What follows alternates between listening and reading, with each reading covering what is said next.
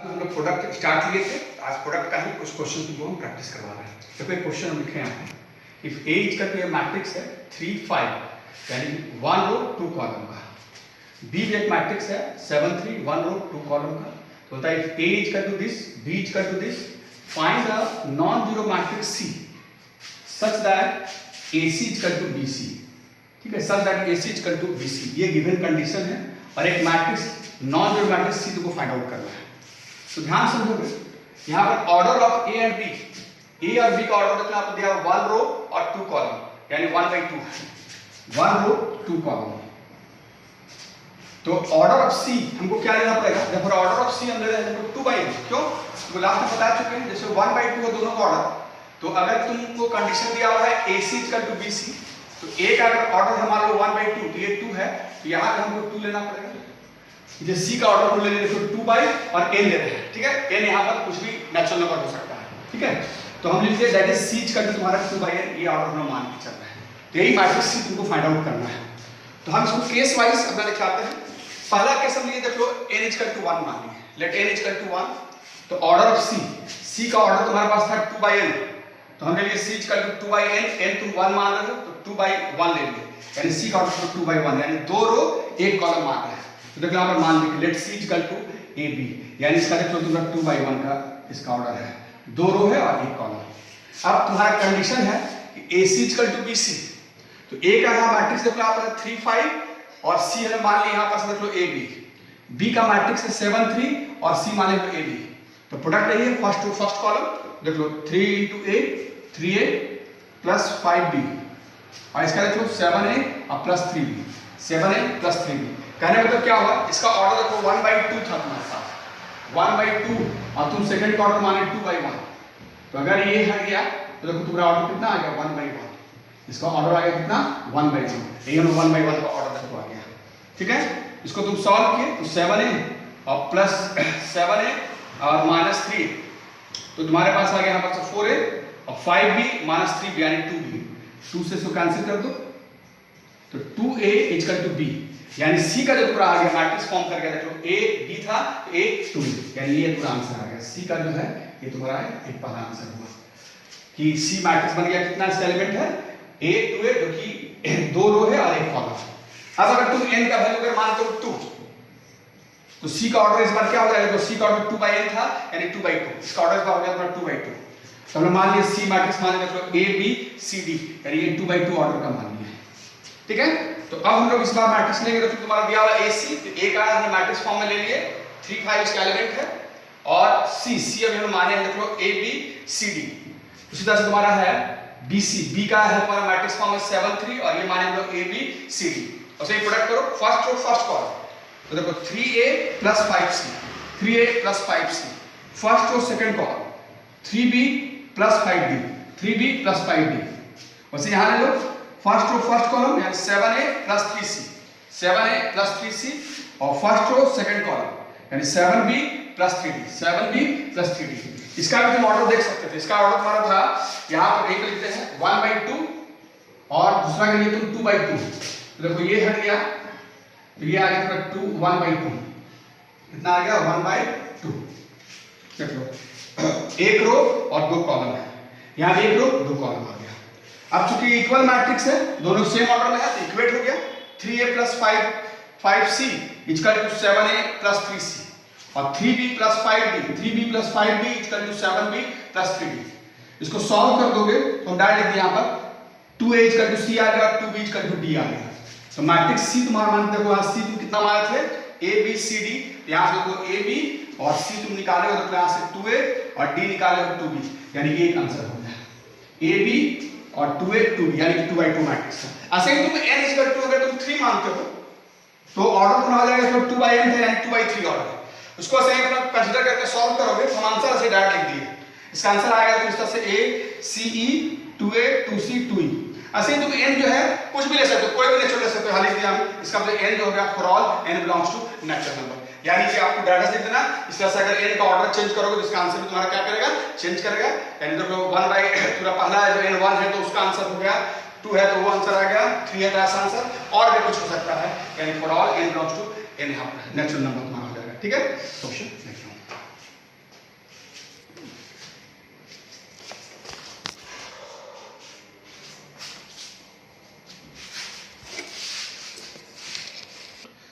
एक मैट्रिक्स तुमको दे रहे हैं, बोलता है फाइंड द मैट्रिक्स x, एक मैट्रिक्स x निकालना है, सो दैट x और एक मैट्रिक्स पूरा दे दिया है, इसका एलिमेंट है 1 2 3 4 5 6, यानी इसका ऑर्डर है 2 रो और 3 कॉलम है। और इसका यहाँ पर इधर दिया हुआ है एक तरह से आंसर की तरह, ये मैट्रिक्स को दिया हुआ है तो 7 -8 -9 2 4 6, तो ये x तुमसे बोल रहा है फाइंड आउट कीजिए। तो हम तुमको सिखलाया है, तो फिर यहाँ पर जो x का जो प्रोडक्ट किया जिस मैट्रिक्स से, इसका ऑर्डर है देखो 2 रो और 3 कॉलम, मतलब 2/3, और x का जब इससे प्रोडक्ट किए, इसका आंसर तुमको यहाँ पर दिया हुआ इस तरह से, इसका जो ऑर्डर दिया हुआ 2/3, तो फिर x का ऑर्डर क्या होना चाहिए, तो यहाँ पर 2 है, तो एक तो तुम्हारा 2 आ गया, और यहाँ हम देखो 2 लेते हैं, तो अगर ये 2/2 हट गया तो पूरा आ जाएगा, इसका ऑर्डर आएगा 2/3, यानी 2/3 इधर का आंसर तुम्हारे पास है। यानी कि हमको x जो मैट्रिक्स लेना पड़ेगा, हमको किस ऑर्डर लेना पड़ेगा, हमको 2/2 लेना पड़ेगा। तो हम कंसीडर करते हैं कि let x equal to a b c d, अब लिख दो, देयरफॉर यहां बैठा दो, x की जगह बैठ गया तुम्हारा a b c d, और इसका प्रोडक्ट है इस मैट्रिक्स से 1 2 3 4 5 6, और इसका तुम्हारा दिया हुआ है 7 -8 -9 2 4 6। अब देखो पहले प्रोडक्ट कर लेते हैं, दिस इंप्लाय तो प्रोडक्ट लोगे, फर्स्ट रो फर्स्ट कॉलम देखो a plus 4b, first row second column 2a plus 5b, first row third column 3a plus 6b। तो देखो first row first column, first row second column, first row third column, फिर सही लोगे second row first column यानी c plus 4d, c plus 4d, फिर second row second column 2c plus 5d, फिर second row third column 3c plus 6d, और equal to इधर तुम्हारे पास है 7 -8 -9 2 4 6। ध्यान दो तुम जो इसका ऑर्डर लिए थे 2/2, और इसका ऑर्डर तुम्हारे पास था 2 रो है और 3 कॉलम 2/3। तुम बताया यहाँ पर कि दोनों कहने क्या देख लो, ये 2/3 तुम देख सकते हो, 2 रो और 3 कॉलम इसका यानी 2/3, वही जरा आंसर पर 2/3 था। तो इससे तुमको एक बेनिफिट मिल गया कि दोनों का ऑर्डर सेम है, मतलब एलिमेंट टू एलिमेंट इक्वेट हो जाएगा, हम इसको इक्वेट कर देते हैं। यहां से जाएगा तो a plus 4b, a plus 4b पहला का पहला से इक्वल टू 7, फिर पूरा हो गया 2a plus 5b equal to -8, और फिर आ गया 3a थर्ड वाले 3a प्लस 6b, फर्स्ट का तीसरा ले रहे हैं 3a प्लस 6b, ये इक्वल हो जाएगा -9 से। तो देख लो पहला रो के एलिमेंट कर लो, वहां पहला रो के एलिमेंट से इक्वेट करके फिर सेकंड रो का इक्वेट करो element to element, c plus 4d equal to 2c plus 5d equal to 4, और हो गया 3c plus 6d equal to 6। तो देखो सेकंड रो का एलिमेंट के सेकंड रो से एलिमेंट से करके इस सारे को तुम अपने से सॉल्व करना, ठीक है। सॉल्व करके हम डायरेक्ट इसका आंसर देते हैं। सॉल्व को तुम्हारा आ जाएगा a 1 आ जाएगा, b तुम्हारा आ जाएगा -2, c तुम्हारा आ जाएगा 2, और d तुम्हारा आ गया 0। तो तुम्हारा x तुम्हारा आंसर आ जाएगा तुम्हारा x इक्वल टू 1 -2 2 0, ये इसका आंसर हो जाएगा, ठीक है। इसको सॉल्व अपने से करना, अगर डाउट होगा तो बताएंगे, ठीक है। फिर देखो दूसरा क्वेश्चन में बताते हैं आगे। देखो एक क्वेश्चन है, late fx equal to x² - 5x + 6, तो बोलता है फाइंड f a निकालना है। इफ a इक्वल टू दे दिया पूरा एलिमेंट है इसका 2 0 1 2 1 3 1 -1 0, तो ये 3/3 का एक मैट्रिक्स को दिया हुआ है। तो यहाँ पर अपने आंसर में आते हैं, क्वेश्चन को तुम्हारे लिए आंसर में आते हैं कि fx कितना है, तुमको fa निकालना है, यहाँ पुट कर दो कि x इक्वल टू a, तो देयरफॉर ये पूरा हो जाएगा, तो fa equal to a² - 5a + 6। अब एक चीज तुम ध्यान दोगे यहाँ पर ए स्क्वायर का निकालेंगे तो ऑब्वियसली जो 3/3 है तो प्रोडक्ट करेंगे तो हमारा मैट्रिक्स 3/3 का आएगा, ये भी 3/3 और ये स्केलर है तो सिंपल स्केलर कैसे ऐड करोगे? तो इसको मैट्रिक्स बनाने के लिए हम लोग यूनिट मैट्रिक्स यहाँ पर लगा देंगे तो I3 का लगा देंगे। क्या लगा देंगे? यूनिट मैट्रिक्स I3 का। तुमको अगर याद हो I3 तुमको बताया था पहला क्लास में, यूनिट मैट्रिक्स कैसा होता है 1 0 0 0 1 0 0 0 1। तो ये अब इसको मैट्रिक्स बनाते हैं, 6 स्केलर में I3 लगा देंगे, क्या बन गया पूरा ये अब मैट्रिक्स बन गया। तो अब हम इसको फाइंड आउट करेंगे स्टेप बाय स्टेप। इसको नंबर 1 डाल दो। अब इसे तुमको a स्क्वायर निकालना है। तो a स्क्वायर का मतलब हो गया a into a। a का क्या है? मैट्रिक्स में एलिमेंट दिया हुआ है 2 0 1 2 1 3 1 -1 0। 2 0 1 2 1 3 1 -1 0। फिर ये दोबारा इसको a into a है तो a का फिर से एलिमेंट यहाँ ऐसे लिख दो 2 0 1 2 1 3 1 -1 0। यानी कि पहला का ऑर्डर तुम्हारे पास है 3/3, दूसरा भी है 3/3, तो ये हट गया तो देखो इसका ऑर्डर आ जाएगा कितना 3/3 आएगा। तो 3/3 इसका प्रोडक्ट में आएगा, वही रूल है जो बढ़ते हैं। तो हम करके दिखाते हैं। फर्स्ट रो फर्स्ट कॉलम तो देखो 2 into 2 plus 0 into 2 plus 1 into 1। देखो first row first column 2 into 2 plus 0 into 2 और प्लस 1 into 1। फिर आ जाएगा फर्स्ट और सेकंड कॉलम यहाँ पर 2 into 0 plus 0 into 1 plus 1 into -1। 2 into 0 plus 0 into 1 plus 1 into -1। फिर फर्स्ट और third column 2 into 1 plus 0 into 3 plus 1 into 0।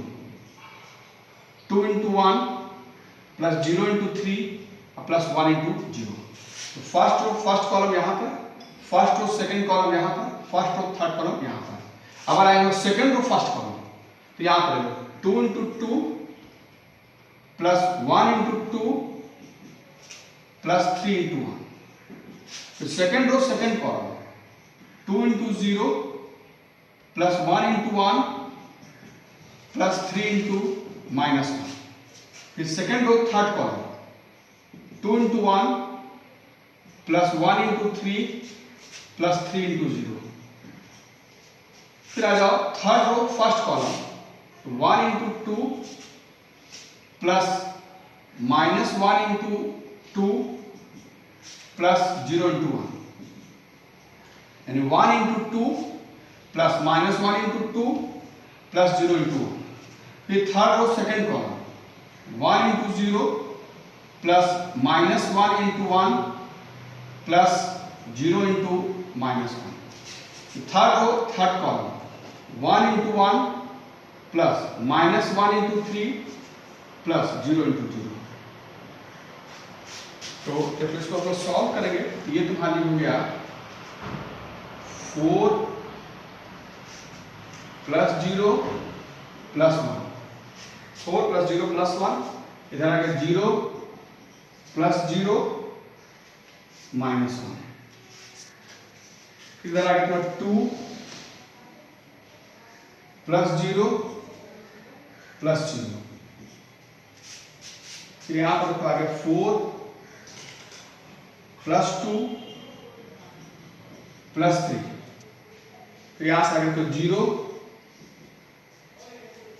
Plus 1 -3। फिर यहां पर आ गया 2 प्लस 3 प्लस 0। फिर यहां से आ गया 2 -2 2 -2 प्लस 0। यहां पर आ गया 0 -1 प्लस 0। यहां आ गया 1 -3 प्लस 0। यानी इसका एलिमेंट हो गया 5 -1 2। फिर हो गया 3 + 2 5 + 4 9 -2 5। फिर यहाँ पर आ गया 0 -1 और -2। यानी कि हम लोग a स्क्वायर यहाँ पर से फाइंड आउट कर लिए। अब तुमको क्या चाहिए था 5a यहीं पे लिख देते हैं। तो 5 into a का एलिमेंट है तो तुम्हारे पास है 0 1 2 1 3 1 -1 0। तुमको बताया था k टाइम है, यानी k टाइम सारे को मल्टीप्लाई कर दो, ये हो गया 10 0 5, फिर यहाँ हो गया 10 5 15, फिर ये हो गया 5 -5 0। ठीक है, देख लो 5 फिर 10 0 5, यहाँ गया 10 5 15 5 -5 0 आ गया। अब हम उसको इवैल्यूएट करते हैं, देखो ठीक है, एक बार इवैल्यूएट करते हैं तो देखो यहाँ पर डाल लिखते हैं, यहाँ पर ले लो इक्वेशन 1 में ही, देयरफॉर एफ ए यही है, ए स्क्वायर तुम इवैल्यूएट कर लिए, ये तुम इवैल्यूएट करो तो आंसर 5 -1 2 9 -2 5 0 -1 -2 -5a, 5a तुम फाइंड आउट कर लिए, ये तुम रहा है 10 0 5 10 5 15 5 -5 0 प्लस 6i, तो 6i यहाँ पर पूरा हो जाएगा, देखो 6i देखो यहाँ i मल्टीप्लाई कर दो, ये आ गया 6 0 0 0 6 0 0 0 6। अब हम तुमको बताया थे एलिमेंट टू एलिमेंट जो ऐड सब्ट्रैक्शन तो ही कर दो, 5 -10 + 6, फर्स्ट का फर्स्ट सेलेक्ट लो, फिर आ गया -1 -0 + 0, फिर यहाँ पर आ गया 2 -5 + 0, फिर सेकेंड रो में आएगा, ये हो गया 9 -10 + 0, फिर आ गया -2 -5 + 6, फिर आ गया 5 -15 + 0, फिर आ गया 0 -5 + 0, फिर आ गया -1 +5 + 0, -2 -0 + 6, और इसको आप सॉल्व कर दोगे, ये पूरा हो गया, देख लो पूरा आ गया 1 -1 -3, फिर हो गया पूरा -1 और -1 -10, इधर आ गया -5 4 4, तो ये 3/3 का तुम्हारा मैट्रिक्स ये तुम्हारा बन गया। तो इस तरह का कोई भी होगा तो अपना बना सकते हो तुम्हारा, ठीक है। फिर आगे हम दूसरा क्वेश्चन लेते हैं, ठीक है। देखो क्वेश्चन लिखते हैं, prove that the product of two matrices, इसका देखो matrix cos square theta cos phi sin phi, तो यहाँ cos theta cos square theta, यहाँ पर है cos थीटा sin थीटा, यहाँ cos theta sin theta sin square theta, सारा का एंगल थीटा है, एंड यहाँ पर cos square phi cos phi sin phi cos phi sin phi sin square phi, यानी सारा एंगल इसका फाई है। बोलता है prove that the product of two matrices this and this is a zero matrix, is a zero matrix, होता है zero matrix होगा when theta and phi differ by an odd multiple of pi by 2, odd multiple of pi by 2। तो देखो पहले product ले लो, क्योंकि product दोनों का दिया हुआ है, यहाँ प्रोडक्ट लिख दिया है तुम्हारा, देखो cos square theta cos phi cos square theta cos theta sin theta cos theta sin theta sin square theta into cos square phi cos phi sin phi, यहां पे हो गया cos phi sin phi sin square phi. Obvious है 2/2 ये 2/2 है, इसका order भी 2/2 ही आएगा।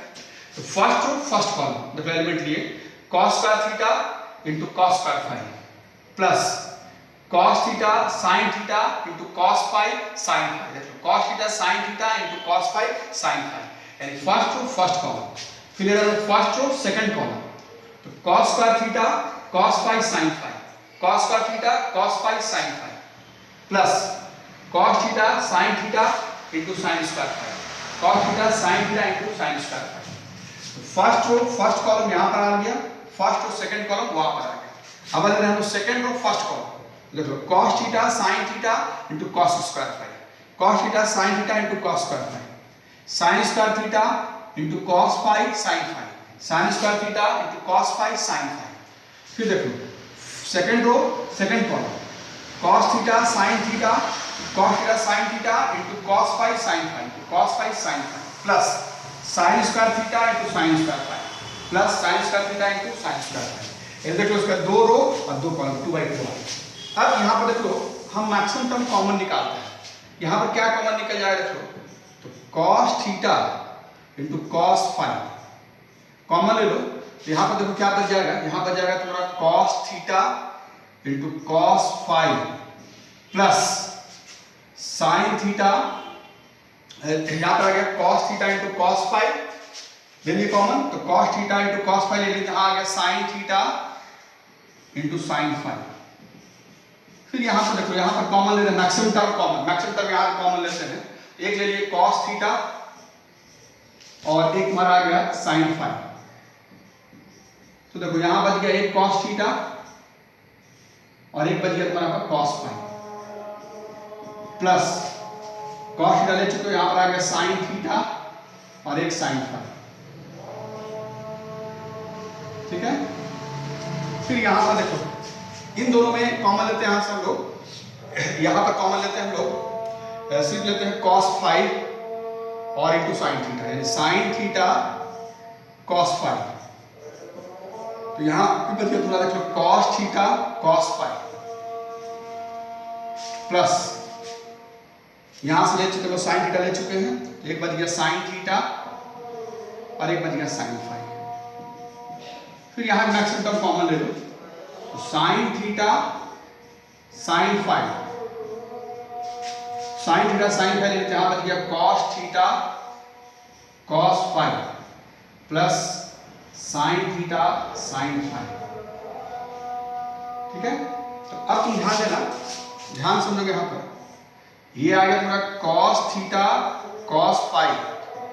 11 मतलब पढ़े याद करो कंपाउंड में, cos a into cos b प्लस sin a into sin b। अब हमला क्या होता है, cos a into cos b प्लस sin a into sin b, इसका क्या होता है cos a minus b। क्या होता है cos a minus b, इसको डायरेक्ट लिख लो cos थीटा minus फाई। यहां पर हमारे पास हो गया देखो cos थीटा sin फाई, यहां भी वही है देखो cos a into cos b प्लस sin a into sin b, यानी cos a minus b, यानी थीटा minus फाई। यहां पर तुम देख लो sin theta into cos phi, यहां तुम्हारे पास आ गया cos theta minus phi, cos a into cos b प्लस sin a into sin b। यहां पर तुम्हारे पास आ गया sin theta into sin phi, यहां पर तुम्हारा आ गया तो cos थीटा माइनस फाई। यानी कि ये कंपाउंड का याद रखोगे cos a into cos b प्लस sin a into sin b को लिख दिया है cos a माइनस b, क्योंकि सभी के पास है, इसके पास भी है, इसके पास भी, इसके पास भी है। तुमको बताया अगर k टाइम कॉमन मल्टीपल है तो इसको बाहर भी कर सकते हैं, तो हम क्या करते हैं इसको बाहर कर देते हैं, सबसे आसान रहेगा उसको पूरे सेट से हम लोग बाहर कर लेते हैं। तो देख लो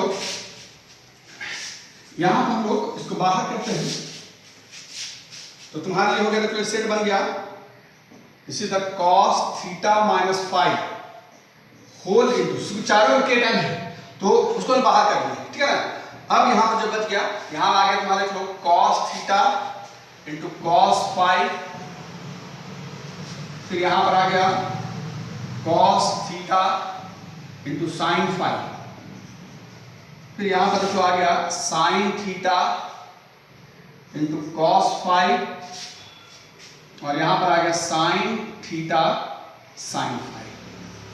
अब समझना तुमको क्वेश्चन में क्या दिया हुआ है, बोलता है प्रूफ करने के लिए दोनों का प्रोडक्ट जो था वो जीरो मैट्रिक्स है। क्या बोला है, जीरो मैट्रिक्स है।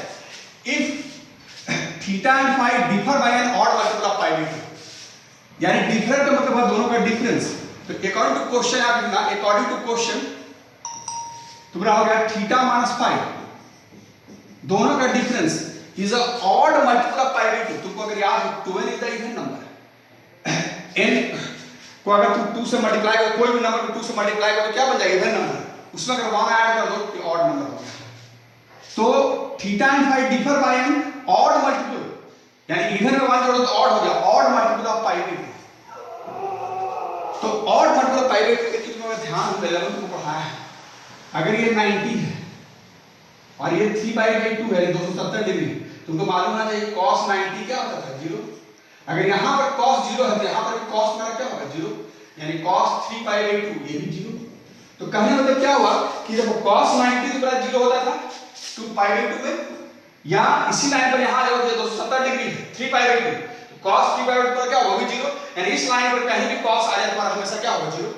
तो देखो तुम ध्यान रखिए 1/2 है 3/2 है, फिर एंटी क्लॉक में जाओगे ये 5 आ जाएगा 7 आ जाएगा। तो ये जो दो पॉइंट है याद रखो, ये जो दो पॉइंट है हमेशा ऑड मल्टीपल ऑफ 90 होगा। ये लेवल तुमको पढ़ा चुका सर्कुलर में, ये दोनों पॉइंट हमेशा क्या होता है ऑड मल्टीपल ऑफ 90। मतलब इन दोनों पॉइंट पर cos हमेशा तुमको क्या देगा, तुमको 0 देगा। तो कोई भी ऑड मल्टीपल ऑफ लोगे यहाँ पर 90 का हमेशा cos क्या होगा 0। तो हम यही लिख देते हैं therefore cos थीटा - 5 इसका तुम्हारे पास क्या हो जाएगा, थीटा - 5 का वैल्यू तुम्हारे पास है 2n + 1 × π/2, यानी कि n का कुछ भी वैल्यू लिया जाए हमेशा तुम्हारा ये क्या दे देगा, तुमको 0 दे देगा तुम्हारा, कुछ भी वैल्यू हमेशा ये 0 दे देगा तुम्हारा।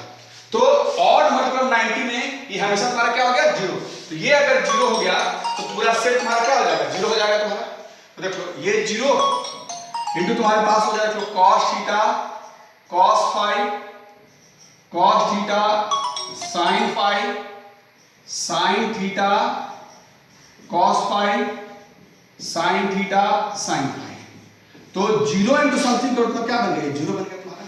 तो यानी कि तुम्हारा जो हो गया कि दोनों जब प्रोडक्ट के उनका प्रोडक्ट का आंसर तुम्हारा क्या आ रहा है 0, लेकिन किस कंडीशन में आ रहा है कि जब थीटा और फाई दोनों का डिफरेंस जो है ऑड मल्टीपल ऑफ 90 है। तुमको बता चुके हैं कि 90 का मल्टीपल में cos हमेशा क्या होता है 0, और ऑड मल्टीपल 90 आ रहा है हमेशा ये दो कॉर्नर आएगा। ये अगर π/2 है तो ये 3/2, फिर यहाँ जाओगे तो 5/2 7/2, मतलब हमेशा ऑड मल्टीपल 90 है और इस लाइन पर हमेशा cos वाला क्या होता है 0। तो ये लिख दिए कि cos थीटा - 5 इसका वैल्यू अगर ऑड मल्टीपल 90 रखोगे तो हमेशा ये तुमको क्या देगा 0 दे देगा।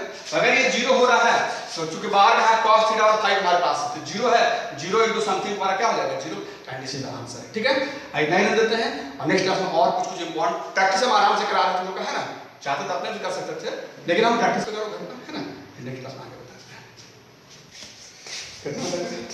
हैं।